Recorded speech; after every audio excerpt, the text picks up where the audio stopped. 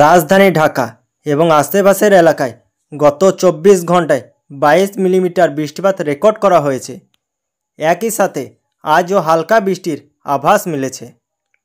রবিবার সকাল 7টা থেকে পরবর্তী 6 ঘন্টায় ঢাকা ও পার্শ্ববর্তী এলাকার জন্য দেওয়া আবহাওয়ার এই পূর্বাভাস দিয়েছে আবহাওয়া অধিদপ্তর।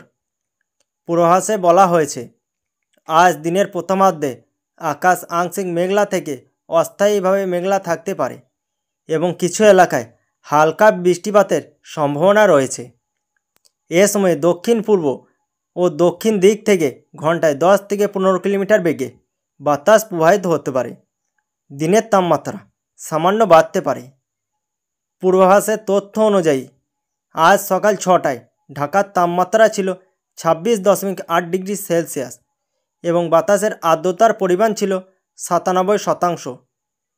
এর আগে গতকাল শুক্রবার রাজধানীতে সর্বোচ্চ তাপমাত্রা রেকর্ড করা হয় 32.7 ডিগ্রি সেলসিয়াস আর আজকে সর্বনিম্ন তাপমাত্রা 26.3 ডিগ্রি সেলসিয়াস। অন্যদিকে গতকাল রাতে আবহাওয়া অধিদপ্তর থেকে প্রকাশিত সারা দেশের পূর্বাভাসে জানানো হয়েছে, আজ সন্ধ্যা 6টার মধ্যে রংপুরে অনেক জায়গা এবং ঢাকা, রাজশাহী, খুলনা, বরিশাল, চট্টগ্রাম, ময়মনসিংহ ও সিলেটের কিছু কিছু জায়গায় অস্থায়ীভাবে দমকা হাওয়াসহ হালকা থেকে মাঝারি ধরনের বৃষ্টি বা বজ্রসহ বৃষ্টি হতে পারে।